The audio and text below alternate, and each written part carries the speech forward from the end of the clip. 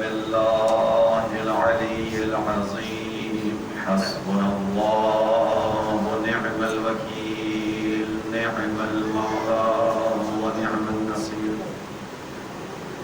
بسم الله الرحمن الرحيم الحمد لله رب العالمين بارئ الخلائق أجمعين وهو أرحم الراحمين في موضع العفو والرحمة وأشد المعاقبين في الشدة والنقمة ثم الصلاة والسلام والتحية والإكرام على رسوله البشير النذير السراج المنير مولانا ومولى الثقلين جد الحسنين أبي القاسم محمد صل على محمد وآل محمد وعلى أهل بيته الطيبين الطاهرين المعصومين المظلومين الذين أذهب الله عنهم الرجس وطهرهم تطهيرا اللهم صل على محمد وآل محمد وسيما قرة عين الرسول الزهراء البتول ومولانا صاحب العصر والزمان أما بعد قال الله الحكيم في كتابه الكريم بسم الله الرحمن الرحيم لقد كان لكم في رسول الله أسوة حسنة لمن كان يرجو الله واليوم الآخر وذكر الله كثيرا صل على محمد وآل محمد حضرت محترم سورہ مبارکہ احزاب کی آیت نمبر 21 کو آپ کے سامنے سرنامہ کلام کے طور پر پڑھنے کی سعادت حاصل کی۔ اس آیت کے اندر خداوند عالم نے ارشاد فرمایا لقد کان لکم فی رسول اللہ اسوۃ حسنہ، بے شک تم سب انسانوں کے لیے خصوصاً مومنوں کے لیے اور بالاخص مومنوں کے لیے رسول اسوہ حسنہ ہے، عملی نمونہ ہے۔ لیکن اس سے فائدہ کون اٹھائے گا؟ لمن کان یرجو اللہ والیوم الآخر، اس کو عملی نمونہ وہ قرار دے گا جو اللہ سے ملاقات کا امیدوار ہوگا اور آخرت پر ایمان رکھتا ہوگا۔ وذکر اللہ کثیرا، اور اس کی زندگی کی خصوصیت اور ہوگی کہ وہ خداوند عالم کا کثرت کے ساتھ ذکر کرنے والا ہوگا۔ بس خداوند عالم نے رسول اکرم کی ہستی کو تمام عالم انسانیت عمومی طور پر، تمام عالم اسلام خصوصی طور پر اور بالاخص مومنوں کے لیے عملی رہنما قرار دیا۔ عزیز، خداوند عالم کا احسان ہے کہ اس نے ہمارے اور آپ کے لیے اپنے اس نبی کا انتخاب کیا جو ہے تو خاتم الانبیاء لیکن افضل الانبیاء بھی ہے۔ یہ ہماری اور آپ کی سعادت ہے کہ خداوند عالم نے ہمیں اور آپ کو اس نبی کی امت میں سے قرار دیا۔ عزیزوں، خداوند عالم اس دنیا کے اندر چیزوں کو جس طرح سے بیان کرتا ہے، لوگوں کی جیسے تربیت کرتا ہے، اس میں تربیت کے باب میں ایک چیز ہے کہ خدا یہ پسند نہیں کرتا کہ کوئی انسان کسی دوسرے انسان پر احسان جتائے۔ احسان کرنے کو منع نہیں کیا گیا، احسان کرنے کا حکم دے دیا۔ مثال کے اوپر وَقَضَىٰ رَبُّكَ أَلَّا تَعْبُدُوا إِلَّا إِيَّاهُ وَبِالْوَالِدَيْنِ إِحْسَانًا، سورہ اسراء کی آیت ہے۔ تمہارے رب کا حتمی فیصلہ ہے کہ اس کے علاوہ کسی کی بندگی نہ کی جائے، اور اسی کی بندگی کے ساتھ ایک اور حتمی فیصلہ ہے وَبِالْوَالِدَيْنِ إِحْسَانًا، والدین کے ساتھ احسان و نیکی کا رشتہ رکھا جائے، والدین کے ساتھ نیکی سے پیش آیا جائے، خوب توجہ کیجیے گا۔ لیکن خداوند عالم اس کے باوجود اس چیز سے منع کرتا ہے کہ دیکھو احسان کرنے کے بعد جتاؤ نہیں، خداوند عالم اس کو پسند نہیں کرتا۔ ٹھیک، کہاں خدا نے بیان کیا؟ سورہ بقرہ کے اندر خدا نے بیان کیا یا ایھا الذین آمنوا، اے صاحبان ایمان، لا تبطلوا صدقاتكم بالمن والأذى كالذي ينفق ماله رئاء الناس ولا يؤمن بالله ولا يوم الآخر. سورہ بقرہ کی آیت نمبر 264.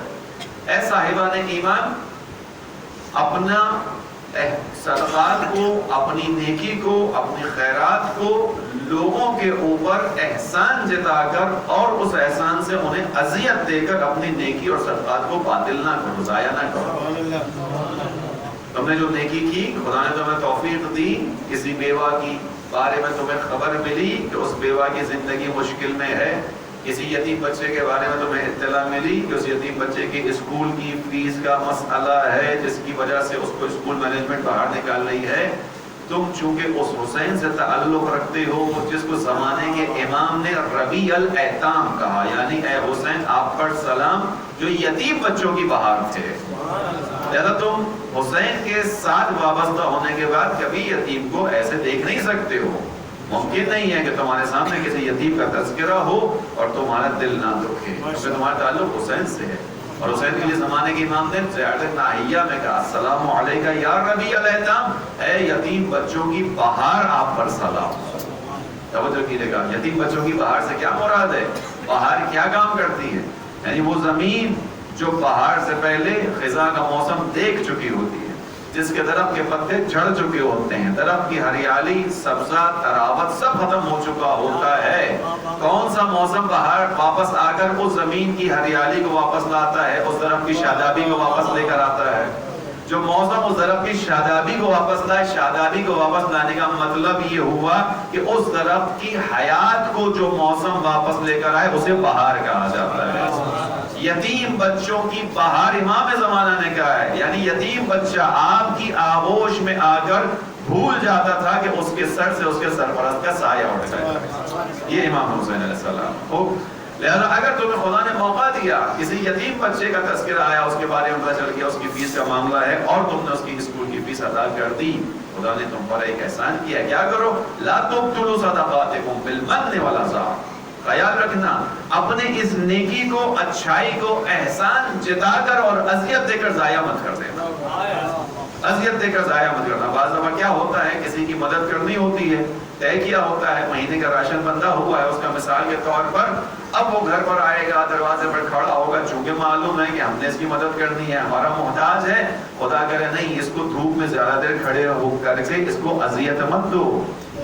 لا تبطلوا صدقاتکم بالمن والأذى. اگر تمہیں خدا کی راہ میں خرچ کرنے کا خدا نے موقع اور حوصلہ دیا ہے تو خرچ کیسے کرو؟ جیسے تمہارے امام سجاد خرچ کیا کرتے تھے. کیسے خرچ کیا کرتے تھے؟ اپنے دروازے پر بیٹھ کر محتاج کا انتظار نہیں کرتے تھے، رات کی تاریکی میں سامان لے کر نکلتے تھے کہ جس جس جگہ کوئی محتاج ہے اس کو خدا کی راہ میں عطا کرتے ہوئے چلتے تھے. کیسے عطا کرتے تھے؟ عطا کرنے سے پہلے اپنے چہرے کو ڈھانپ لیتے تھے. پوچھنے والا پوچھتا تھا مولا یہ آپ چہرے کو کیوں ڈھانپتے ہیں؟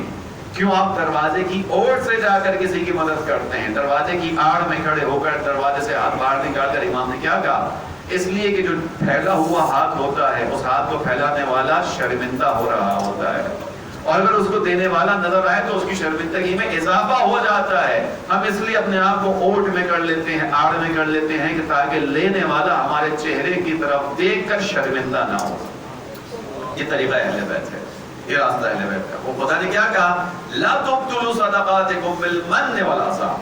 اے مومنوں اپنے صدقات کو، خیرات کو جو خدا نے توفیق دی ہے اس کو احسان جتا کر، لوگوں کو جتا کر اذیت دے کر ضائع مت کرو. کالذی ينفق مالہ رئاء الناس. کیونکہ بہت سے لوگ ہیں جو مال کثیر خرچ کرتے ہیں لیکن ان کثیر مال کی خرچ کرنے کے پیچھے مقصد کیا ہوتا ہے؟ رئاء الناس، لوگوں کو دکھانا ہوتا ہے. اور ریا کون کرتا ہے اس کو خدا نے آگے بیان کر دیا. کالذی ينفق مالہ رئاء الناس ولا يؤمن باللہ والیوم الآخر. اور ریاکار وہ ہوتا ہے جو نہ خدا پر ایمان رکھتا ہے نہ جسے آخرت کا بھروسہ ہوتا ہے.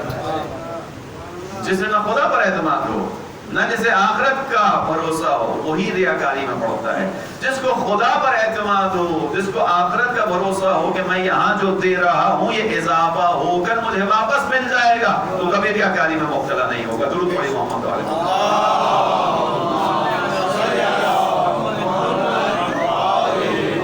یہ تربیت کا انداز ہے عزیز.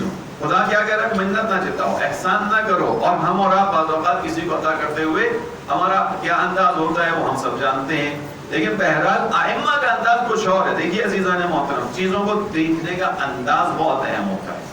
ہم چیزوں کو کس انداز سے دیکھتے ہیں، کس اینگل سے دیکھتے ہیں. ائمہ علیہ السلام کے در پر آ کر تربیت ہوتی ہے کہ چیزوں کو دیکھنا کیسے چاہیے. مثلا آٹھویں امام علی رضا علیہ السلام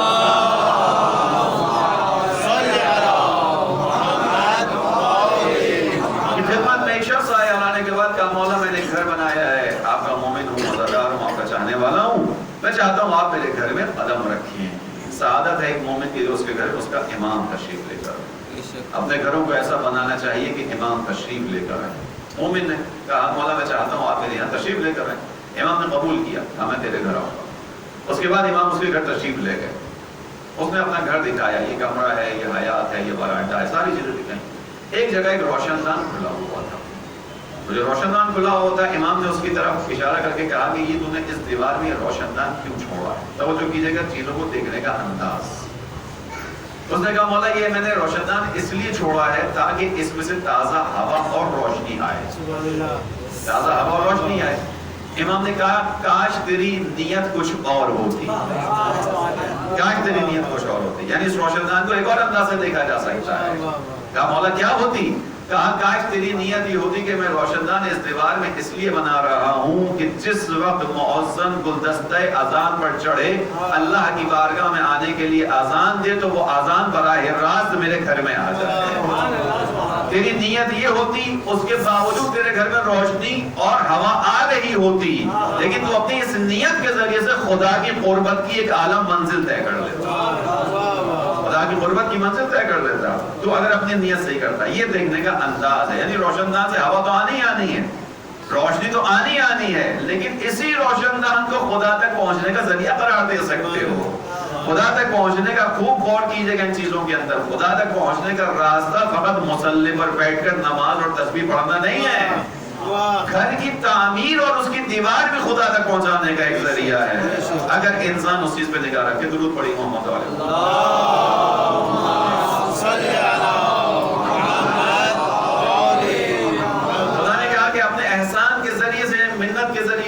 احسان جتا کر اپنا صدقہ ضائع نہ کرو. ہم اور آپ معمول فقیر کو کس نگاہ سے دیکھتے ہیں؟ جب کوئی دروازے پر آ جاتا ہے ہمارے دیکھنے کا انداز تھوڑا سا تبدیل ہوتا ہے کہ پھر آ گیا، پھر ماننے آ گیا. چوتھے امام کا انداز کیا ہے؟ چوتھے امام کیسے دیکھتے ہیں؟ یعنی ہم اور آپ اس طرح سے، مجھے اپنے بارے میں تو یقین ہے میں نے کبھی ایسے کسی کی مدد نہیں کی، خدا توفیق دے ایسے کر سکے. امام کی خدمت میں جب فقیر آتا تھا مولا کیا کرتے تھے؟ جملہ ہے مرحبا. مرحبا کا ترجمہ کیا ہوتا ہے؟ ویلکم، خوش آمدید. میں نے تو آج تک کسی فقیر کو خوش آمدید نہیں کرے، مجھ سے تو آج تک نہیں ہو سکا ایسا. ٹھیک ہے، ہم بہت دور ہے سیرت اہل بیت سے، ہمیں سیکھنا ہے تاکہ تربیت ہو. امام کیا کرتے تھے؟ مرحباً مرحباً بمن یحمل زادی الی دار الاخرہ. میں اس شخص کو خوش آمدید کہتا ہوں جو یہاں میرا بوجھ اٹھانے آیا ہے تاکہ قیامت میں میرے حوالے کر سکے. یہ دیکھنے کا انداز ہے. مجھے اور آپ کو لگا کہ یہ آنے والا کچھ لینے آیا ہے. امام نے کہا نہیں، یہ لینے نہیں آیا، یہ اپنی خدمات تمہیں دینے آیا ہے. اس دن تمہیں تمہاری یہ چیز پہنچائے گا جس دن تم محتاج کھڑے ہوگے. تم محتاج کھڑے ہوگے، دائیں بائیں دیکھ رہے ہوگے، تمہارے سامنے کچھ آگے رکھا جائے گا. جب تم اس رکھی ہوئی چیز کو دیکھ کر پوچھو گے یہ کہاں سے آیا، تمہیں فرشتہ جواب دے گا یہ اس یتیم کی فیس ادا کرنے کا نتیجہ ہے، یہ اس بیوہ کی سرپرستی کا نتیجہ ہے، یہ فلاں انسان کی بچی کی شادی کرانے کا نتیجہ ہے، یہ اپنے ماں باپ کے ساتھ نیکی کا نتیجہ. عزیزوں میں آپ کو واقعات نہیں سنا رہا، حقائق بتا رہا ہوں جو انسانوں کے ساتھ پیش آئے گا. یہ ہے دیکھنے کا انداز. امام نے کیا کہا؟ مرحباً بمن یحمل زادی الی دار الاخرہ. اس کو خوش آمدید کہتا ہوں، وہ میرے لیے عزیز ہے. کیوں؟ کیونکہ یہ بوجھ وہ لے کر چلے گا. میں نے اس کو دے دیا، اب اس کے پاس آ گیا، محفوظ ہو گیا. میرے ہاتھ میں ہوتا شاید ضائع ہوتا، چونکہ قرآن کی آیت ہے ما عندکم ینفد وما عند اللہ باق. جو تمہارے ہاتھ میں رہ جائے گا فنا ہو جائے گا، جو اپنے ہاتھ سے خدا کے ہاتھ میں دے دو گے وہ باقی رہ جائے گا.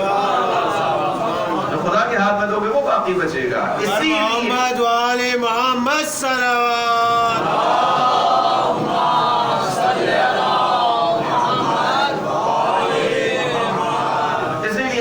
امام اکثر ایسا کرتے تھے کہ کسی کی کسی غریب کی مدد کرتے ہوئے یا اس سے پہلے یا مدد کرنے کے بعد اس چیز کو چوما کرتے تھے. مدد کر رہے ہیں، چوم رہے ہیں، پیار کر رہے ہیں. لوگ پوچھتے ہیں مولا یہ کیوں کر رہے ہیں آپ؟ یہ جو آپ سامان دے رہے ہیں، چیز دے رہے ہیں، تو کیوں بوسہ دے رہے ہیں؟ امام کہتے تھے اس لیے کہ یہ مدد، یہ ہدیہ اس سے پہلے کہ اس ضرورت مند کے ہاتھ میں جائے خدا کے ہاتھوں میں جاتا ہے، اور جو چیز خدا کے ہاتھوں میں جائے میں اس کو بوسہ دیتا ہوں. اب یہ دیکھنے کا انداز ہے، توجہ کیجیے گا.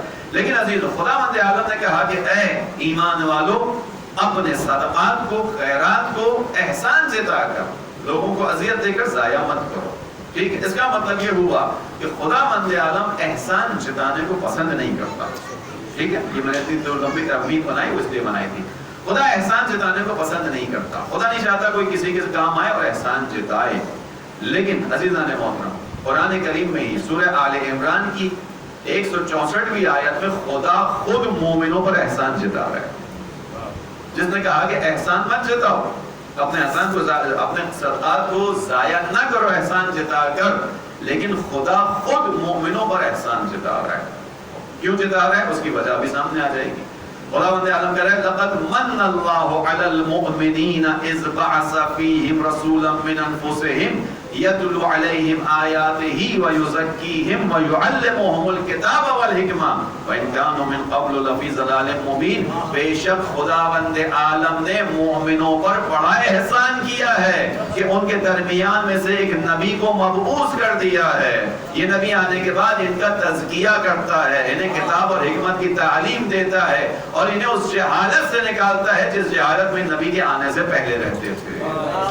اس چیز کو خدا نے بہتے اور احسان بیان کیا. خوب توجہ کیجئے گا. یعنی اے لوگوں، جس رسول کو تمہارے لیے عملی نمونہ قرار دے رہا ہوں، رہنما قرار دے رہا ہوں، اس کی قدر کرنا. یہ رسول کوئی معمولی شخصیت نہیں ہے. یہ وہ ہے کہ لولا کا لما خلقت الافلاک، اس کو بنانا مقصود نہ ہوتا کائنات کا فرش ہی نہ بچھاتا، اس کو بنانا مقصود نہ ہوتا آسمان کا جال ہی نہ بنتا، اس کو بنانا مقصود نہ ہوتا نہ ستارے ہوتے، نہ سیارے ہوتے، نہ درخت ہوتا، کچھ بھی نہ ہوتا. جو کچھ ہے اس نبی کے صدقے میں.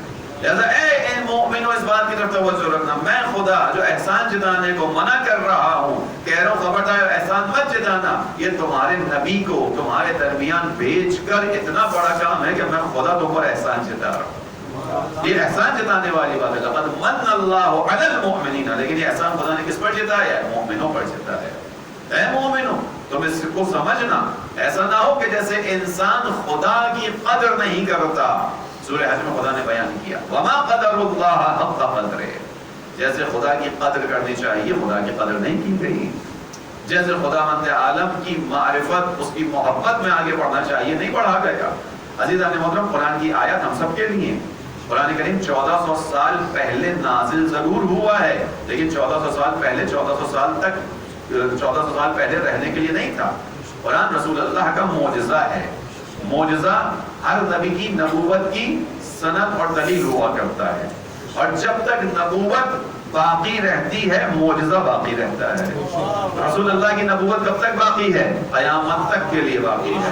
قرآن کب تک کے لیے باقی ہے؟ قیامت تک کے لیے باقی ہے. بس قرآن بے عنوان معجزہ کب تک باقی رہے گا؟ قیامت تک کے لیے باقی رہے گا. قیامت تک کے لوگوں کو خطاب کرے گا. اب یہاں پر ایک نقطہ جو نوجوان دوست بیٹھے ہیں ان کے لیے بیان کروں، جب کبھی بھی قرآن پڑھو، مخصوصاً جب ان آیات پر آؤ جہاں خدا مومنوں کو خطاب کر رہا ہے، تو چونکہ تمہیں خدا نے یہ شرف عطا کیا ہے کہ تم بعد رسول علی مرتضیٰ کے دامن سے وابستہ ہو کے مومن بن چکے ہو، ان آیات ایمان کو پڑھتے ہوئے یہ سوچ کر پڑھو کہ خدا تم سے مخاطب ہے، خدا تم سے بات کر رہا ہے، خدا تم سے خطاب کر رہا ہے. چھٹے امام امام صادق علیہ السلام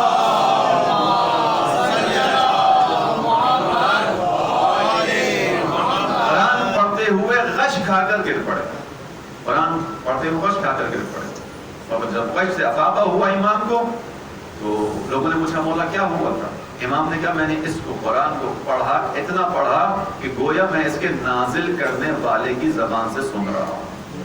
یعنی قرآن کو ایسے بھی پڑھا جا سکتا ہے. قرآن کریم خطاب کر رہا ہے، قرآن کریم زندہ معجزہ ہے. بس عزیزوں، خدا نے کہا مومنوں تم پر احسان کیا ہے. وما قدر اللہ حق قدرہ، جیسے خدا کی قدر نہیں کی گئی. کیا خدا کی قدر نہیں کی گئی؟ یعنی خدا کے ہوتے ہوئے انسان دوسروں کے دروازے پر جائے، یہ خدا کی قدر نہیں کی گئی. خدا کے ہوتے ہوئے، اور وہ خدا بھی کون؟ جو مہربان ہے، وہ خدا جو رحمان ہے، وہ خدا جو رحیم ہے، وہ خدا جس نے انسانوں کو خلق کرنے سے پہلے انسان کی تمام ضروریات کو زمین پر فراہم کیا، وہ خدا جو مہربان ہے، وہ خدا جو انسانوں کے ساتھ انتہائی محبت کا رویہ رکھتا ہے، حالانکہ وہ انسانوں کا محتاج نہیں ہے. ایسا ہی وہ پروردگار جو انسان کی کوئی احتیاج نہیں رکھتا، وہ غنی ہے، هو الغنی الحمید، وہی غنی ہے، بے نیاز ہے. اس کے باوجود جب شب جمعہ آتی ہے، خصوصیت کے ساتھ اس کی جانب سے ملائکہ آسمان پر ندا دیتے ہیں، حل من تائب، ہے کوئی جو رب کی طرف پلٹنے والا ہو؟ ہے کوئی جو آج خدا سے راز و نیاز کرے؟ ہے کوئی جو خدا کی بارگاہ میں آئے؟ عزیز، یہ خدا وہ ہے جو بے نیاز ہے. یعنی اس کو اس طرح بیان کرتا ہوں ہمیشہ کہ اگر پوری کائنات اس کے سامنے اپنا سر سجدے میں رکھ دے تو اس کی الوہیت میں اضافہ نہیں ہوگا، اور پوری کائنات اس کے سامنے سے سجدے سے سر اٹھا لے، اس کا انکار کر دے، اس کی الوہیت اور ربوبیت میں کمی نہیں ہوگی. تو انسان کی نہ عبادت سے اس کی الوہیت میں اضافہ ہو رہا ہے، اور نہ انسان کے انکار سے اس کی ربوبیت اور الوہیت میں کوئی کمی ہو رہی ہے، تو وہ بے نیاز ہے. اس بے نیاز ہونے کے باوجود وہ خدا انسان کا انتظار کرتا ہے. یہ اس کی انتہائی محبت ہے، یہ اس کی انتہائی رحمت ہے. دلوں کو تنگ کرنے کے لیے امام صادق علیہ السلام سے روایت بیان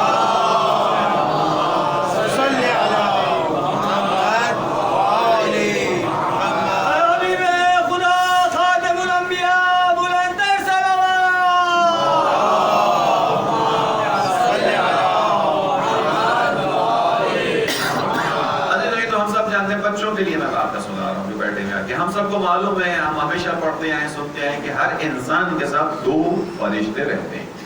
ہر انسان کے ساتھ دو فرشتے رہتے ہیں، ایک نکیر، ایک منکر، ایک نکیر. ایسے ہی مختلف نام دیے گئے، مختلف روایات کے اندر بشیر و نذیر بھی کہا گیا، منکر و نکیر بھی کہا گیا.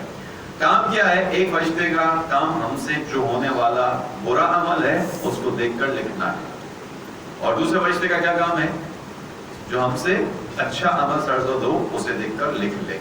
خدا کی رحمت محبت پر بات کر رہا ہوں. وما قدر اللہ حق قدرہ، جیسے خدا کی قدر کرنی چاہیے تھی خدا کی قدر نہیں کی گئی ہے. ٹھیک ہے، یہ قرآن کی آیت ہے، سورہ حج کی آخری آیت میں. خدا مند عالم میں دو ملائکہ رکھے ہیں ہمارے ساتھ، دو فرشتے رکھے ہیں، ہر انسان کے ساتھ ہیں، ہر انسان کے عمل کو دیکھتے ہیں، اچھا ہو یا برا ہو. خدا کی رحمت کہاں پر ہے؟ خدا کی رحمت یہ ہے کہ جو ہمارے ساتھ برائی کا فرشتہ ہے، جب ہم سے کوئی برا کام انجام پاتا ہے، فرشتہ لکھنا چاہتا ہے، خدا کہتا ہے کہ ٹھہر جاؤ، ابھی رک جاؤ، ابھی مت لکھو. کب تک؟ روایات نے بیان کیا 3 دن تک خدا مند عالم برائی لکھنے والے فرشتے کو ٹھہرائے رکھتا ہے. رک جاؤ، ابھی قلم رکھو، ابھی مت لکھو. 3 دن تک جو ہماری برائی دیکھ کر لکھنے والا فرشتہ، اس کو خدا اجازت نہیں دیتا، کہتا رکو رکو، کیونکہ ممکن ہے 3 دن کے اندر یہ میرا بندہ میری جانب پلٹ آئے، اپنی اس خطا سے، اپنی اس کوتاہی سے پھر جائے. جب پھر جائے تو میں خدا نہیں چاہتا کہ اس کے نامہ عمل میں کوئی اندراج ہو کر مٹے، کہ اس کا نامہ عمل خراب ہو. یہ خدا ہے، یہ وما قدر اللہ حق قدرہ ہے. تم نے خدا کی قدر نہیں کی جو خدا کی قدر ہے. یہ ایک چیز ہے. دوسری طرف اچھائی لکھنے والا فرشتہ کیا کرتا ہے؟ ادھر انسان اچھائی کا ارادہ کرتا ہے، ابھی عمل نہیں کرتا، ارادہ کرتا ہے، خدا اس کو کہتا ہے لکھ لو، لکھ لو. ابھی ارادہ کیا ہے، ابھی عمل نہیں کیا. یعنی آپ میں سے جو مومنین اپنے گھر سے چل کر یہاں تشریف لے کر آئے، آپ نے جس وقت ارادہ کیا باہر نکلنے کا کہ ہم فرش اعضاء پر بیٹھنے جا رہے ہیں، ذکر حسین سننے جا رہے ہیں، آپ کے یہاں پہنچنے سے پہلے آپ کا نام عزادارہ نے امام حسین کی فہرست میں لکھ لیا. یہاں پہنچنے سے پہلے آپ کا نام لکھ لیا گیا، آپ کا اجر عطا ہو گیا. توجہ کیجئے گا، یہ خدا کا احسان ہے یا نہیں ہے؟ خدا کی رحمت ہے یا نہیں؟ لیکن اس سے بڑھ کر ہے معاملہ، اس سے بڑھ کر ہے یہی ملائکہ کا معاملہ. وہ کیا ہے؟ وہ ایک فرشتہ جو برائی لکھنے والا ہے اور ایک فرشتہ اچھائی لکھنے والا ہے. امام بیان کرتے ہیں کہ ان ملائکہ میں سے ایک ملک وہ ہے جو دائماً انسان کے ساتھ رہتا ہے، اور ایک وہ ہے جو روزانہ تبدیل ہوتا ہے. جو دائماً ساتھ رہتا ہے وہ کون ہے؟ جو برائی لکھنے والا ہے. وہ ہمیشہ ساتھ رہے گا. کب سے؟ جب سے انسان پیدا ہوا یا جب سے بالغ ہوا، جب سے اس کے اوپر تکلیف شرعی آئی، اس وقت سے وہ فرشتہ ساتھ رہے گا. کب تک؟ جب تک انسان کی سانس نہیں نکل جاتی، دم نہیں چھوڑ جاتا، ختم نہیں ہو جاتا انسان، یعنی موت آ جاتی. یہ کون سا فرشتہ ہے؟ جو برائی دیکھ کر لکھنے والا. یہ کتنا ہو گیا؟ ایک. اچھائی لکھنے والا ہر آنے والی صبح تبدیل ہوتا ہے، ڈیوٹی تبدیل ہوتی ہے خدا کی جانب سے. روایات بیان کر رہی ہیں کہ خدا حتی ملائکہ کو ریپیٹ بھی نہیں کرتا. یعنی اگر ایک فرشتہ آج ہے کل دوسرا آئے گا، پرسوں یہ آج والا نہیں آئے گا، نیا فرشتہ آئے گا. اگر انسان ایک بیان کروں کہ 1000 دن کی زندگی گزارے گا تو 1000 دن اس کے ساتھ رہنے والے جو اچھائی لکھنے والے فرشتے ہیں وہ 1000 ہوں گے. سمجھ تو آپ کیا ہوں گے خدا کر کیوں رہا ہے یہ کام؟ وہی رحمت خدا. وما قدر اللہ حق قدرہ. اس کو پہلے بیان کر دوں. عزیزان محترم، آپ کے علاقے میں ایک جھگڑا ہو جائے، اس جھگڑے کے اندر ایک شخص جو برائی پر عمل کر بیٹھا، اس کے خلاف گواہوں کو طلب کیا جائے گا. آؤ گواہی دو. اس شخص نے برا کام کیا نہیں کیا. برائی کی گواہی دینے کے لیے ایک شخص آیا کہے کہ ہاں میں نے اس کو یہ کام کرتے ہوئے دیکھا ہے. اس کے مقابلے میں ایک شخص آیا کہے کہ نہیں یہ تو برا کر ہی نہیں سکتا، میں نے تو اس کو نماز پڑھتے ہوئے دیکھا ہے. ابھی اس کی گواہی ختم ہو، دوسرا آ جائے وہ کہہ نہیں یہ برائی پر عمل ہی نہیں کر سکتا، میں تو اس کو جانتا ہوں یہ تو غریبوں کی مدد کرتا ہے. تیسرا شخص آ جائے وہ کہے کہ نہیں اس کے ساتھ تو برائی کا تصور بھی نہیں کر سکتا، یہ تو قرآن کریم کی تلاوت کرنے والا ہے. توجہ کر رہے ہیں آپ؟ اچھائی بیان کرنے والوں کی تعداد بڑھتی چلی جائے گی. آپ اپنی انسانی عدالت میں فیصلہ کیجئے. ایک شخص ہوگا جو اس شخص کے پورے کردار کی گواہی دے رہا ہوگا، 10 لوگ جمع ہو کر کہیں گے یہ بہت اچھے کردار کا حامل ہے. آپ کا فیصلہ کس کے حق میں جائے گا؟ جہاں 10 افراد گواہی دیں گے کہ نہیں ایک برائی بیان کر رہا ہے، 10 کہہ رہے ہیں یہ اچھا ہے تو یہ اچھا ہوگا. خدا نے یہ اہتمام آپ کی میرے لیے بھی کیا ہے. میری اور آپ کی پوری زندگی کی برائیوں کی گواہی دینے کے لیے ایک فرشتے کو رکھا ہے. جب وہ گواہی دے گا تو پھر وہ ملائکہ آئیں گے جنہوں نے ہمارے ساتھ روزانہ زندگی گزار کر اچھی چیزیں دیکھی ہوں گی. وہ خدا سے کہیں گے بارے لاحظ نہیں اچھائی کی ہے، بارے لاحظ نہیں اچھائی کی ہے. خدا کہے گا ایک کی گواہی کو رد کیا جاتا ہے، اکثریت کی گواہی کو مان کر میں اس کو بخش دیتا ہوں. نعرہ تکبیر، نعرہ تکبیر، نعرہ رسالت، نعرہ رسالت، نعرہ حیدری بر محمد وآل محمد صلوات.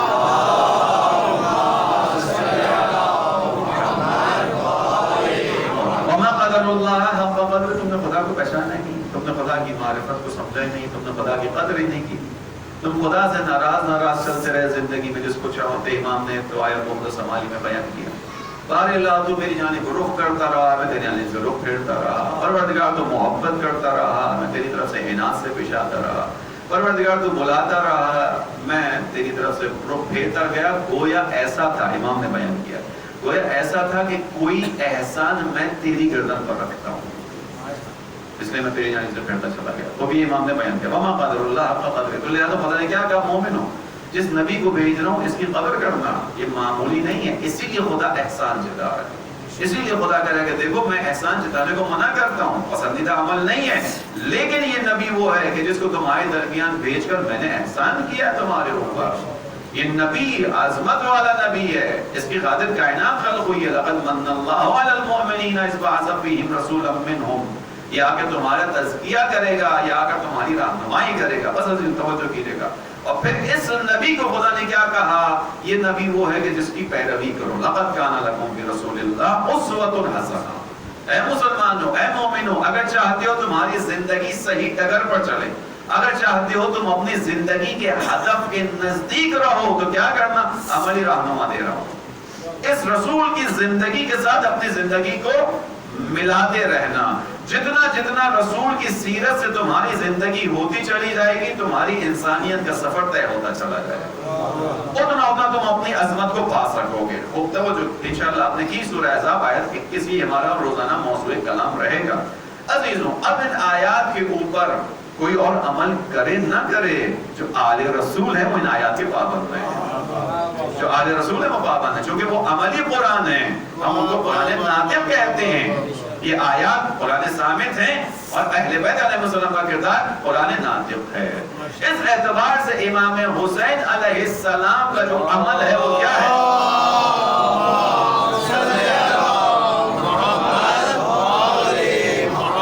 امام حسین علیہ السلام کا عمل وہی ہے جو رسول کا عمل ہے. کیوں؟ کیونکہ رسول کا پیچھے چلنے کا حکم خدا نے دیا. لقد کان لکم، اے تمام انسانوں مومنوں تمہارے لیے رسول اسوہ حسنہ ہے. کوئی اور چلے نہ چلے، آل رسول چلیں گے. کوئی اور عمل کرے نہ کرے، آل رسول کریں گے. اور توجہ کیجئے گا، جو اوصیاء رسول ہیں وہ اس آیت پر عمل کر رہے ہیں. اسی لیے امام حسین علیہ السلام جب نکلے ہیں تو نکلتے ہوئے امام نے کیا ارشاد فرمایا تھا؟ ان لم اخرج اشرا ولا بطرا ولا مقصدا ولا ظالما انما خرجت لطلب الاصلاح فی امت جدی. میں فساد کی تفریق کی خاطر نہیں نکل رہا، ظلم کی خاطر نہیں نکل رہا. میں کیوں نکل رہا ہوں؟ انما خرجت، میں نکل رہا ہوں، ہاں میں نے خروج کیا، نکل رہا ہوں. کیوں نکل رہا ہوں؟ لطلب الاصلاح فی امت جدی، اپنے جد کی امت کی اصلاح کی خاطر. انی اريد ان اامر بالمعروف وانهى عن المنکر، میں نکل رہا ہوں تاکہ معاشرے میں جو اچھائی ختم ہو گئی اس کو دوبارہ زندہ کروں، جو برائی حاکم ہو گئی اس کو دوبارہ ختم کر سکوں، برائی سے لوگوں کو بچاؤں. انی اريد ان اامر بالمعروف وانهى عن المنکر واسیر بسیرۃ جدی وابی. لیکن اس کام کو کرنے کے لیے میرا راستہ کیا ہے؟ وہی راستہ ہے جو میرے نانا کا تھا اور جو میرے بابا علی کا تھا. واہ واہ واہ واہ. کون سا راستہ ہے؟ اس سے پہلے کچھ راستے بنائے گئے ہیں. میں حسین ان راستوں پہ نہیں چلوں گا، میں اس راستے پر چلوں گا جس راستے کو خدا نے دکھا کر کہا تھا لقد کان لکم فی رسول اللہ اسوۃ حسنہ. تو میں رسول کے راستے پر چلنا ہے، رسول جو راستہ چھوڑے اس پر چلنا. خوب توجہ کیجیے گا، امام نے واضح بیان کر دیا میرا منشور کیا ہے، میرا دستور کیا ہے. میں نکل رہا ہوں امر معروف کے لیے، لیکن راستہ کون سا ہے؟ سیرت جدی و ابی، یعنی میں اس آیت پر عمل کر رہا ہوں جس کو خدا نے کہا ہے لقد کان لکم فی رسول اللہ. خوب توجہ کیجیے گا چیزوں. امام حسین علیہ السلام اس امر بالمعروف کے لیے نکلے، نہی عن المنکر کے لیے نکلے، برائی سے بچانے کے لیے نکلے. اور راستہ رسول اللہ والا ہے. یہ جو رسول کا راستہ ہے یہی ہمارے لیے معیار ہے. اگر ہم چاہتے ہیں کہ آگے بڑھیں، رسول اللہ قیامت میں ہمارا ہاتھ تھامے شفاعت کریں، رسول کی سیرت پر عمل کرنا چاہیے. عرض کر رہا ہوں آپ کے سامنے، کوئی اور کرے نہ کرے، اہل بیت رسول اس کے پابند ہیں. سیرت رسول ہے. رسول اللہ نے شاید اسی لیے بیان کیا تھا. رسول اللہ کے اقوال کی ظاہر ہے جو راز ہے، جو قول معصوم ہوتا ہے اس کا راز معصوم جانتا ہے، یا جن کو وہ معصوم راز عطا کر دیں، بتا دیں. لیکن ہم اور آپ ظواہر پر عمل کرتے ہیں بہت ساری چیزوں میں. امام حسین کے لیے رسول اللہ نے کہا تھا حسین منی وانا من الحسین، کہ میں حسین، حسین مجھ سے ہے یعنی میری اولاد سے ہے. وانا من الحسین، ایک وقت آئے گا کہ میرا دین مٹ رہا ہوگا، میرا نام مٹ رہا ہوگا، میرے نام کے اوپر حق و باطل، باطل کو حق کیا جا رہا ہوگا. ایسے میں جو آ کر میرے دین کو اس کی صحیح ڈگر پر لگائے گا وہ حسین ہے. حسین منی وانا من الحسین، حسین کا راستہ میرا راستہ ہوگا. خوب توجہ کیجیے گا، ان جملوں کے اندر بہت بڑا پیغام ہے. اس پیغام کو ایک امام کے واقعے سے بیان کروں. واقعہ کیا ہے؟ واقعہ کیا؟ داستان ہے. یعنی اس طرح سے کہ چھٹے امام امام جعفر صادق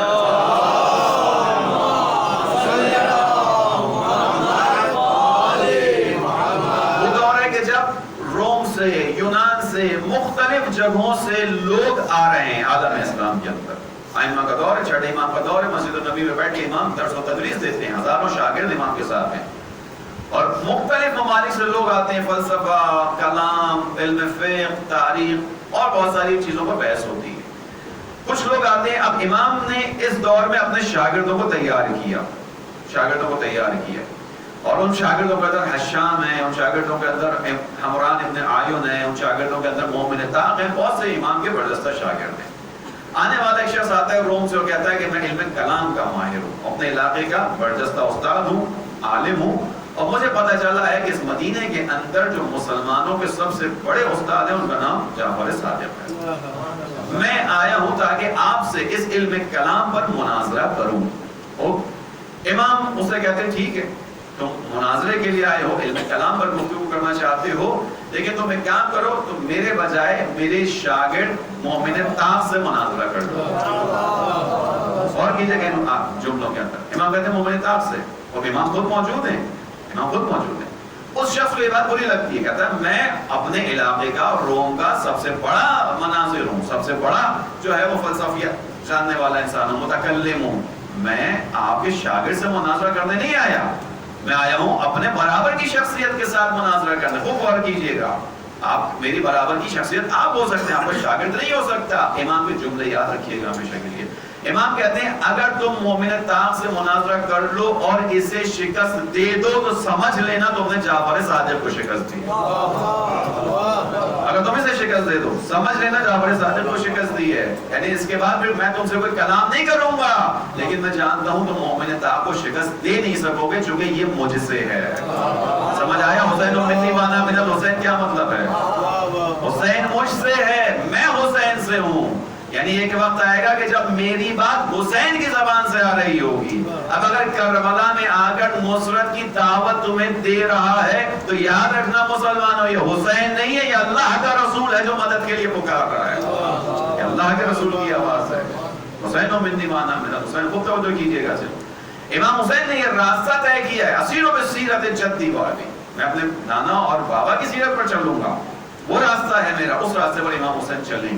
عزیز رسول اللہ کی ایک صفت قرآن نے بیان کی، اس کو میں بیان کر رہا ہوں. اس صفات بہت ساری ہیں، یہ صفت جو میں آج بیان کرنا چاہ رہا ہوں آپ کے سامنے، اور اسی کے ساتھ جو ہے وہ رفت مصائب ہوگا انشاءاللہ. مصائب کی طرف آ جائیں گے. روزانہ ایک ایک صفت کو جاننے کی کوشش کریں گے. سیرت رسول کے آئینے میں سیرت حسین، یعنی وہ جو آپ کا موضوع ہے کربلا مشعل راہ ہے، وہ یقیناً کربلا مشعل راہ ہے. اس کے لیے راستہ امام حسین نے کیا لیا ہے؟ سیرت رسول کا راستہ لیا. سیرت رسول ہی راستہ ہے ہدایت کا، چونکہ خدا نے ان کو ہدایت کا ذریعہ قرار دیا. ایک آیت سورہ توبہ کی آیت نمبر 128. رسول اللہ کی سیرت پر عمل کرنا ہے. امام حسین کیسے عمل کر رہے ہیں روزانہ انشاءاللہ ایک ایک آیت بیان کریں گے. سورہ توبہ آیت نمبر 128 کیا بیان کرتی ہے؟ لقد جاءکم رسول من انفسکم، تمہارے درمیان، تمہارے ہی درمیان سے ایک رسول آیا ہے. عزیز علیہ ما عنتم حریص علیکم بالمؤمنین رؤوف الرحیم. یہ آیت تمہارے درمیان، اے مومنوں مسلمانوں، تمہارے درمیان، تمہارے ہی درمیان سے ایک رسول آیا ہے. خصوصیات کیا ہیں اس رسول کی؟ عزیز علیہ ما عنتم، جو بوجھ تم اپنی کمروں پر اٹھائے پھرتے ہو اسے دیکھ کر اسے رنج ہوتا ہے. حریص علیکم، وہ تمہاری نسبت حرص رکھتا ہے، حریص ہے. بالمؤمنین رؤوف الرحیم، مومنوں پہ بہت مہربان ہے، رحم کرنے والا ہے. آیت کا ترجمہ ملاحظہ کیا، اے لوگوں تمہارے درمیان، تمہارے ہی درمیان سے رسول آیا ہے جو تمہارے بوجھ اٹھانے کو دیکھ کر اذیت میں پڑتا ہے، اسے تکلیف ہوتی ہے، اسے اذیت محسوس ہوتی ہے. تم بوجھ اٹھاتے ہو، اذیت اسے محسوس ہوتی ہے. یہی تو رحمت للعالمین ہونے کا مصداق ہے. بوجھ تم اٹھاؤ، تکلیف وہ محسوس کرے. عزیز علیہ ما عنتم، وہ تمہاری بوجھ اٹھانے کی نسبت تکلیف میں ہے. حریص علیکم، تمہاری نسبت حرص رکھتا ہے. بالمؤمنین رؤوف الرحیم، اور مومنوں پہ رؤوف اور مہربان اور رحم کرنے والا ہے. عزیزو یہ آیت ذہن میں رکھیے گا. اس آیت کے ذیل میں بیان کرو یہ کون سا بوجھ ہے جو انسان اٹھا رہا ہے اور اللہ کا رسول اس بوجھ کو دیکھ کر تکلیف میں پڑ رہا ہے. یقینی سی بات ہے رسول اللہ کے زمانے میں چلتے پھرتے ہوئے لوگ اپنی کمر کے اوپر اینٹیں اٹھا کے نہیں پھرتے تھے. رسول اللہ کے زمانے میں لوگ لکڑیوں کا گٹھر اٹھا کر نہیں چلتے تھے کہ اس تکلیف کو دیکھ کر رسول اللہ تکلیف میں پڑتے تھے. کون سا بوجھ ہے؟ جہالت و نادانیوں گناہوں کا بوجھ ہے. انسان جہالت، نادانی، گناہ کا بوجھ اٹھا رہا ہے. اس کو وہ بوجھ کہا گیا ہے. یہ جو ہم گناہ کر رہے ہیں، کیا کر رہے ہیں؟ روایات کے مطابق ہم اپنی پیٹھ پر بوجھ لاد رہے ہیں. اسی لیے جب ہم زیارت معصومین کے لیے جاتے ہیں، ائمہ اطہار کی زیارت کے لیے جاتے ہیں، مخصوصاً امام رضا علیہ السلام کی زیارت کے لیے جاتے ہیں،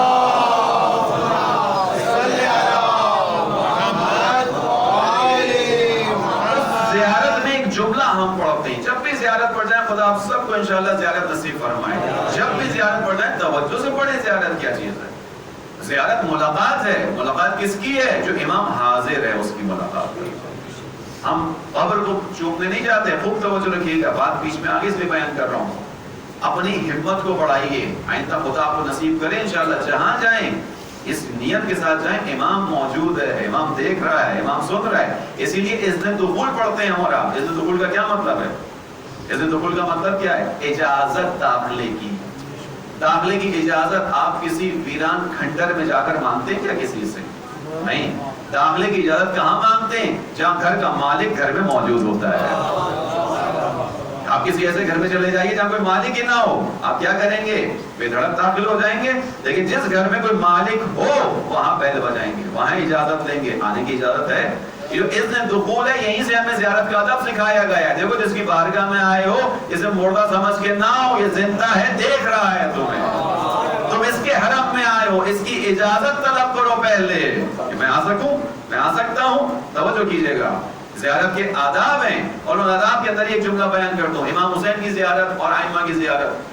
آقا بہجت مرحوم سے کسی نے پوچھا ہمیں کیسے پتہ چلے گا کہ ہم جس امام کی زیارت کے لیے گئے اس امام نے ہمیں اجازت دی آنے کی یا نہیں دی ہے؟ امام حسین کی زیارت پر جائیں، امام علی کی زیارت پر جائیں، دیگر ائمہ کی زیارت پر جائیں. آقا بہجت کہتے ہیں کہ اگر امام علی علیہ السلام کی زیارت پر جاؤ، امام رضا کی زیارت پر جاؤ اور وہاں کھڑے ہو کے دروازے پہ اذن دخول جب پڑھو اور تمہارے دل میں ایک خوشی کا احساس پیدا ہو، سمجھ لینا علی نے آنے کی اجازت دے دی. کیوں؟ کیونکہ علی مرتضیٰ کون ہے؟ علی مرتضیٰ اس امت کے باپ ہیں. روایت ہے، یا علی انا وانت ابوائی هذه الامہ، اے علی میں اور تم اس امت کے باپ ہیں. اور جب اولاد باپ کے سامنے جاتی ہے تو باپ کیا کرتا ہے؟ ویلکم کرتا ہے، آغوش کھولتا ہے، خوش آمدید کہتا ہے. آقا بہجت مرحوم بیان کرتے تھے کہ جب ان ائمہ کے مظاہر اس پر جاؤ مزاروں پر دل میں خوشی کا احساس ہوگا، سرور کا احساس ہوگا. اس سرور کے احساس سے سمجھنا اجازت مل گئی. اور جب امام حسین علیہ السلام کے حرم میں جاؤ اور زیارت پڑھتے ہوئے اذن دخول طلب کرتے ہوئے تمہارا دل شکستہ ہو، آنکھوں سے آنسو بہیں، سمجھنا حسین نے آنے کی اجازت دی. سمجھ لینا امام حسین نے آنے کی ضرورت ہے. حسین کا تعلق آنکھوں کے ساتھ ہے، حسین کا تعلق رونے کے ساتھ ہے، حسین کا تعلق اشکوں کے ساتھ ہے. عزیزو ان اشکوں کی بڑی قدر ہے. مسائل پہ نہیں آیا تھی لیکن جملہ آ گیا، میں نے بیان کر دیا فقط. ان اشکوں کی بڑی قدر ہے، اس کی قدر کیجیے. اگر موقع ملے انشاءاللہ ایک دن بیان کروں گا. بس اس نے تو کھل لے کر جاتے ہیں، ائمہ کی خدمت میں جاتے ہیں. بات کہاں سے نکلی؟ ہم جو کرتے ہیں وہ ہماری کمر پر بوجھ بن رہا ہے. امام رضا کی زیارت سے میں یہاں لے گیا آپ کو. اس زیارت کے اندر ایک جملہ ہے، یا ولی اللہ، اے خدا کی جانب سے مومنوں کے سرپرست، اے خدا کی جانب سے مومنوں کے سرپرست، حمایت کرنے والے ولی خدا. ان بینی و بین اللہ ذنوبا، بے شک میرے اور خدا کے درمیان کچھ گناہ آ گئے ہیں، میں نے خطائیں کر لی. قد اسقلت ظہری، جس نے میری کمر کو جھکا دیا ہے. یہ جملہ ہے جو آپ اور آپ زیارت میں پڑھتے ہیں، یہ سکھایا گیا ہے. یعنی تم جو کر رہے ہو وہ تمہاری کمر کا بوجھ بن رہا ہے. اب آ کے دوبارہ سمجھ لیجیے کہ رسول اللہ کے بارے میں کیا کہا ہے قرآن نے کہ رسول عزیز علیہ ما عنتم، جو بوجھ تم اٹھائے پھرتے ہو اسے دیکھ کر اسے تکلیف ہوتی ہے. رسول اللہ کون سا بوجھ دیکھ رہے ہیں؟ خطاؤں کا بوجھ، گناہوں کا بوجھ، خدا کی معصیت کا بوجھ، خدا کی نافرمانی کا بوجھ، خدا بند عالم سے دور جانے کا بوجھ انسان کی کمر پر آ رہا ہے. اسے دیکھ کر اسے تکلیف ہوتی ہے. عزیز علیہ ما عنتم حریص علیکم، فقط اس پر راضی نہیں ہوتا، یہ تمہاری نسبت حرص رکھتا ہے. حریص ہے. عزیز و حریص کا ترجمہ کیا کیا جائے؟ مولانا فرمان علی مرحوم نے جو ترجمہ کیا آپ کے سامنے پیش کر رہا ہوں. حریص کا بہت اچھا انہوں نے معنی کیا ہے. یعنی کہا کہ یہ رسول تمہارے جو بوجھ تمہاری کمر پر ہے اس کی نسبت اس کو تکلیف ہوتی ہے، اس کو تمہاری فلاح و بہبود کا اصلاح کا ہوکا ہے. ہوکا، یہ بزرگ تو سمجھ گئے، بڑے سمجھ گئے. متاسفانہ انفارچونیٹلی نئی نسل اردو سے واقف نہیں ہے، زیادہ پڑھتی نہیں اردو، اس لیے ہوکی کا صحیح ترجمہ سمجھ نہیں پائے. ہوکا کیا ہوتا ہے؟ بچے جمع ہو جاتے ہیں، فیملیز جمع ہوتی ہیں، گیدرنگ ہوتی ہے، خاندان والے جمع ہو جاتے ہیں، بڑے آپس میں گھل مل جاتے ہیں، مرد مرد کے ساتھ بیٹھ جاتے ہیں، خواتین خواتین کے ساتھ بیٹھتی ہیں اور بچے آپس میں جمع ہوتے ہیں. 4-5 گھنٹے کی گیدرنگ ہوتی ہے، چلنے کا وقت آتا ہے، سارے بچوں کے ماں باپ ایک آواز لگاتے ہیں، چلو بچوں گھر چلیں. پلٹ کر جواب کیا آتا ہے؟ ابھی رک جائیں، کھیلے نہیں ہیں ہم، ابھی رک جائیں، ابھی ہم کھیلے نہیں. کتنی دیر سے کھیل رہے تھے؟ 5 گھنٹے سے کھیل رہے تھے.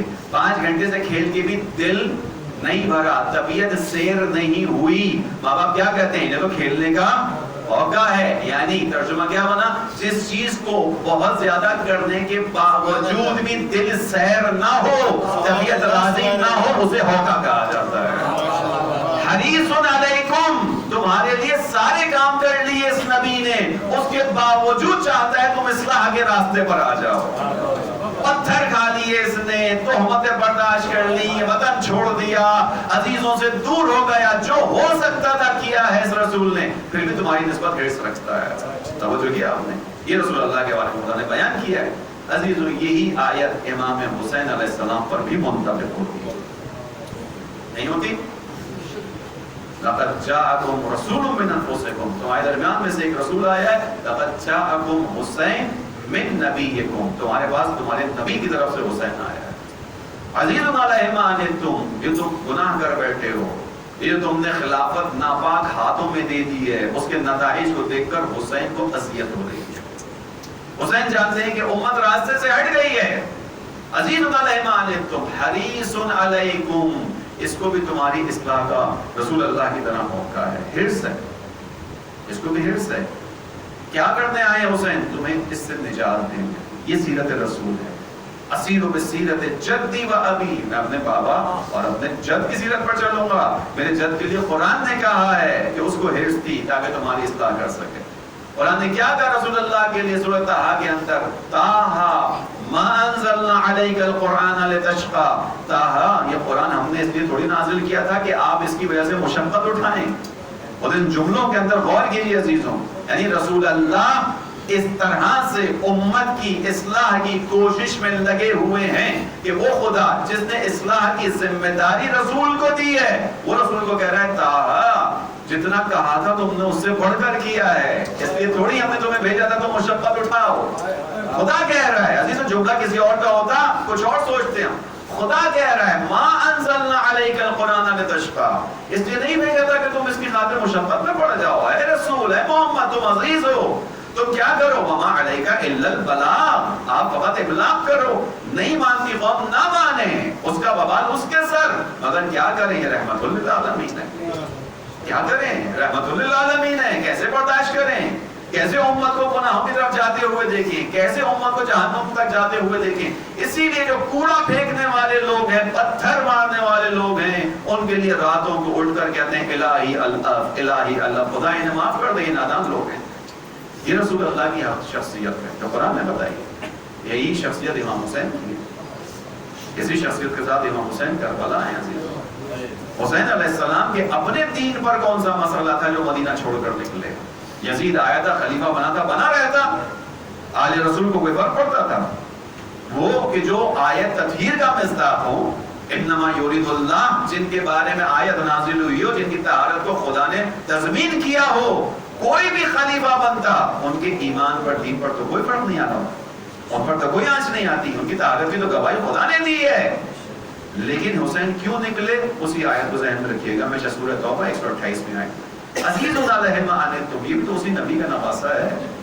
اس نبی کو جس طرح یہ لگتا تھا کہ یہ لوگ غلط سے جا رہے ہیں، مجھے کچھ کرنا ہے۔ رسول اللہ کے بارے میں امام علی علیہ السلام نے ایک جملہ بیان کیا رسول اللہ کی شخصیت کو بیان کرتے ہوئے، کان رسول اللہ طبیب دوار، رسول اللہ گھوم پھر کر علاج کرنے والے ڈاکٹر کی مانند تھے۔ طبیب دوار، دوار جو گھوم پھر کے علاج کرتا ہے، کیا مطلب؟ یعنی اپنی کلینک ایک جگہ کھول کر بورڈ لگا کے نہیں بیٹھے جو مریض ہے یہاں آئے، بلکہ اپنا علاج کا سامان لے کر نکلتے ہیں معاشرے کے اندر، جہاں مریض نظر آتا ہے اس کے سرانے بیٹھ کر اس کا علاج کرتے ہیں۔ یہ کردار رسول ہے۔ اسی کردار کے ساتھ حسین کربلا میں آ رہے ہیں۔ حسین علیہ السلام اور ان کے آل کے دین کو کوئی مسئلہ نہیں تھا، کوئی آنچ نہیں آ سکتی تھی، یہ طہارت کے وارث ہیں، آیت تطہیر کے بارے میں نازل ہوئی ہے، خدا نے پنجتن میں قرار دیا ہے، لیکن حسین لوگوں کی خاطر آ رہے ہیں۔ یہ لوگ گمراہی کی طرف چلے گئے، معاملہ اس حد تک خراب ہو گیا، جو علنی فاسق ہے اس کو خلافت کے طب پہ بٹھایا گیا ہے۔ تعجب ہے ان لوگوں پر کہ جو ان تمام روایات کے موجود ہونے کے باوجود آج یزید کو جو ہے وہ ولی الذمہ قرار دینا چاہتے ہیں۔ خدا ان کو عقل کے ناخن عطا کرے، خدا انہیں ہوش عطا کرے۔ تاریخ کے اندر جا کے پڑھیں، بغض اہل بیت میں اتنا آگے نہ بڑھو، پھر قاتل رسول، قاتل ائمہ ہے، تم اس کو ولی الذمہ قرار دو۔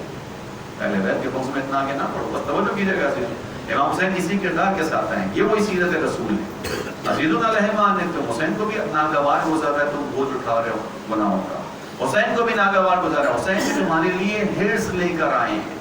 جیسے رسول سب کچھ کرنے کے باوجود مطمئن نہیں ہوتے، چاہتے ہیں کسی طرح تمہاری رہنمائی و ہدایت، و خدا تسلی دیتا ہے ما انزلنا علیک القرآن لتشقی، یا دوسری جگہ پر کہتا ہے سورہ شورى کے اندر یا ایھا الرسول لعلک باخع نفسک الا یؤمنوا، اے نبی شاید آپ اپنے آپ کو ہلاکت میں ڈالنے کے یہ ایمان لے کر نہیں آ رہے۔ آپ کا کام ان لوگوں کو ایمان پر لا کر چلوانا نہیں ہے، ابلاغ ہے، ابلاغ کریں، مگر اللہ کے رسول نہیں بیٹھ پاتے، لوگوں کی رہنمائی کرتے ہیں۔ حسین علیہ السلام بھی اسی حرص کے ساتھ آئے ہیں، تمہیں کچھ حسین اسی طرح تمہیں نکال دیں اس راستے سے، اس مجلات سے نکال دیں، اس دلدل سے نکال دیں۔ حسین علیہ السلام اس دلدل سے نکالنے کے لیے عزیزوں، جیسے اللہ کے نبی نے پتھر کھائے، تہمتیں برداشت کی، وطن چھوڑا، تہمتیں برداشت کی، سب کچھ کیا، ویسے ہی حسین کے پاس جو کچھ تھا وہ کربلا میں لے کر آ گئے تاکہ امت گمراہی سے نکل سکے۔ آپ نے بڑی آسانی سے سن لیا کہ جو کچھ تھا وہ لے کر آ گیا. اس کی کبھی تفصیل کو اکیلے میں بیٹھ کر سوچیے گا. حسین کے پاس کیا کچھ تھا, کیا کچھ لے کر آئے. حسین کے پاس علی اکبر جیسا جوان تھا. کیسا جوان کہ جسے دیکھ کر حسین کو رسول یاد آتے تھے. حسین جو خود شبیہ رسول تھے. علی اکبر کی ولادت سے پہلے جب امت کو رسول کی زیارت کرنی ہوتی تھی تو کیا کرتے تھے؟ حسین کی زیارت کرتے تھے. لیکن جب شبیہ رسول علی اکبر پیدا ہوئے وہ جملہ مصائب کے اندر بیان کیا جاتا ہے. امام حسین کا جملہ اللہم اشہد علی ہؤلاء القوم, خدایا گواہ رہنا اس قوم کی طرف اس کو بھیج رہا ہوں جو صورت میں, سیرت میں, کردار میں, گفتار میں, رفتار میں تیرے نبی کی مانند تھا. ان جملوں پہ حسین نے اکتفا نہیں کیا. جب کبھی ہمیں شوق ہوتا تھا, اشتیاق ہوتا تھا کہ ہم تیرے نبی کی زیارت کریں, علی اکبر کو دیکھ لیا کرتے تھے. جو کچھ تھا حسین کے پاس لے آئے عزیزوں. کیوں؟ کیونکہ حریص علیکم, حسین کو بھی تمہاری فکر ہے. یہ حسین تمہاری خاطر کربلا میں آیا ہے, تم اس حسین کا ساتھ نہیں دے رہے, لیکن یہ حسین اسی نبی کا نواسا ہے جس نے پتھر کھا کر بھی ہدایت کی ہے. حسین اور کیا لے کے آئے کربلا میں عزیزوں؟ حسین کے دامن میں 6 مہینے کا بچہ بھی تھا. حسین کربلا کے میدان میں اس کو بھی لے آئے. حسین کے پاس ایک بھائی تھا علمدار کا, حسین کا بھتیجا ہے, حسین کے بھانجے ہیں, امام حسین سب کو لے کر آ گئے. فقط اتنے پر حسین نے اکتفا نہیں کیا. حسین نے کہا کہ یہ تو کربلا کے سارے مجاہد ہیں جو کربلا میں میرا ساتھ دیں گے, مجھے ضرورت پڑے گی کہ میں کوفے کے لوگوں کو بیدار کروں. کیسے بیدار کروں گا؟ اس کے لیے مجھے بچی کی ضرورت ہے جس کو تماچے لگیں گے, اس کے تماچوں کی آواز سے شاید کوفے والے بیدار ہو جائیں. توجہ کیجیے گا, حسین سب کچھ کیا ہے کربلا کیا. فارسی کے ایک شاعر نے خوبصورت شعر کہا تھا کہ حسین علیہ السلام کربلا میں علی اکبر کو اس لیے لے کر آئے تاکہ اذان نبی کو دوبارہ کربلا کے میدان میں سنا جا سکے.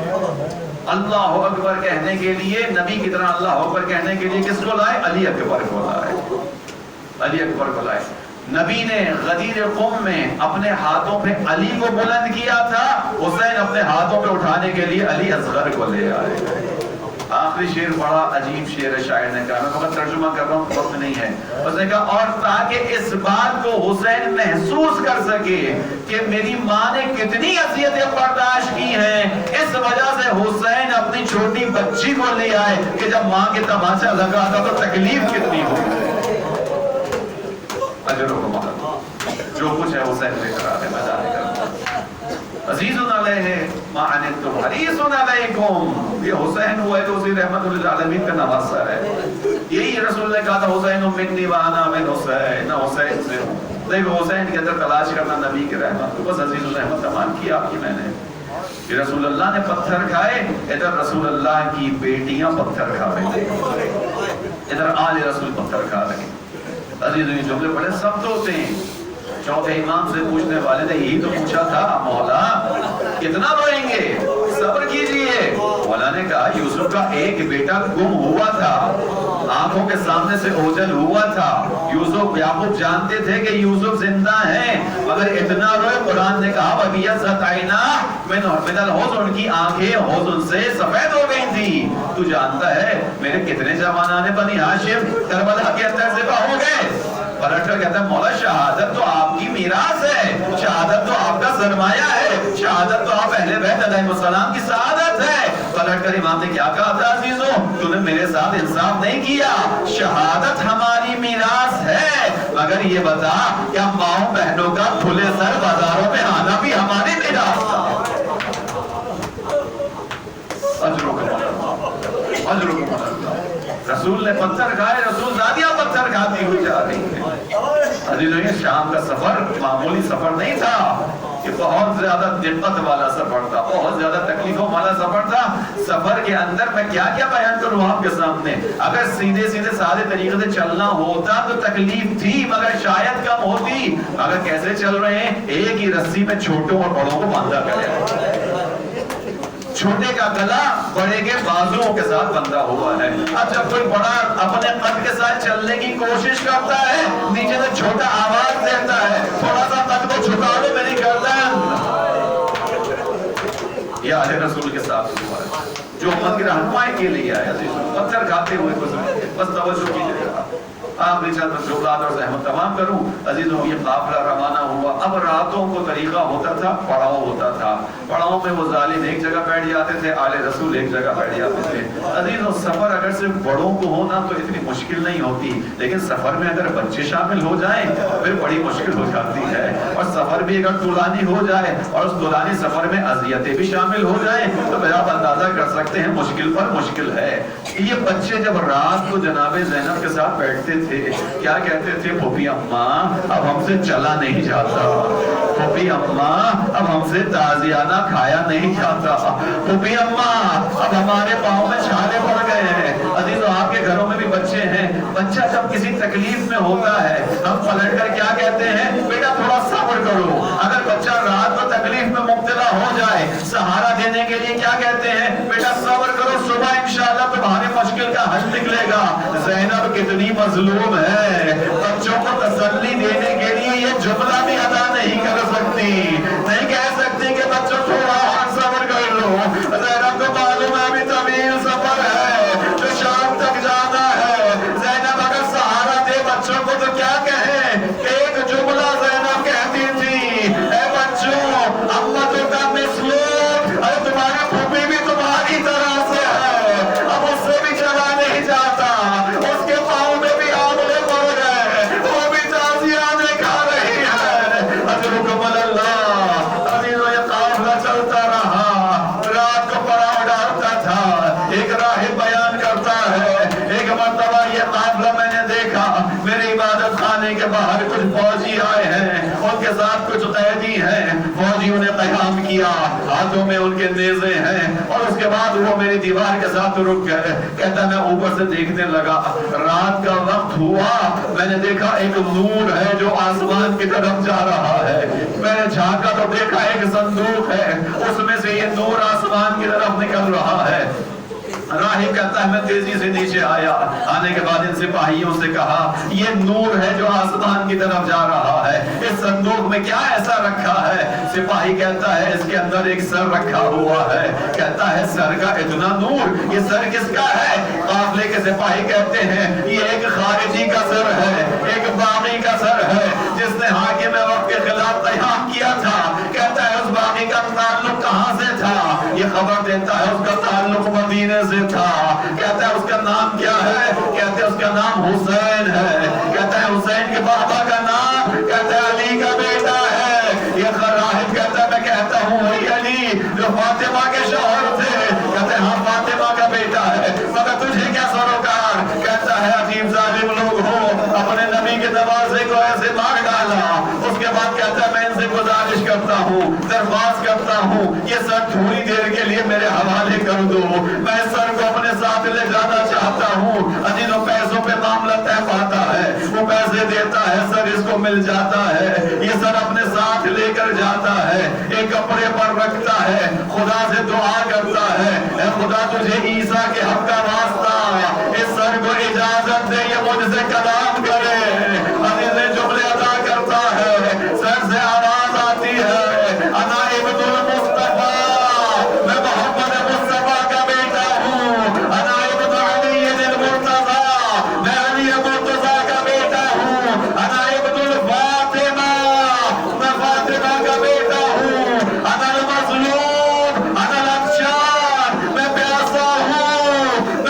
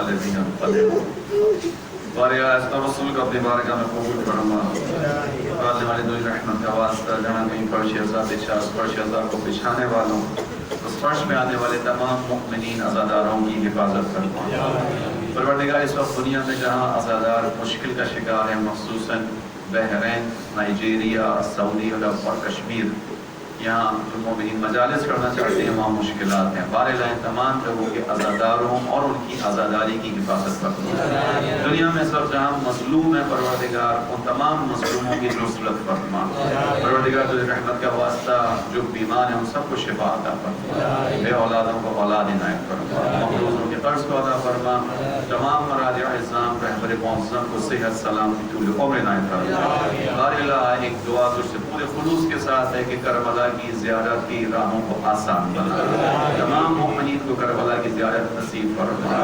پروردگار اگر ہم اس اربعین پہ وہاں جانے کے قابل نہیں ہیں ہم سب کو اپنی اجتماعی ذمہ داری کو حفاظتی تدابیر کے ساتھ انجام دینے کی توفیق عطا فرما اپنی آخری حجت کے ظہور میں تعظیم فرما ماتم مسلم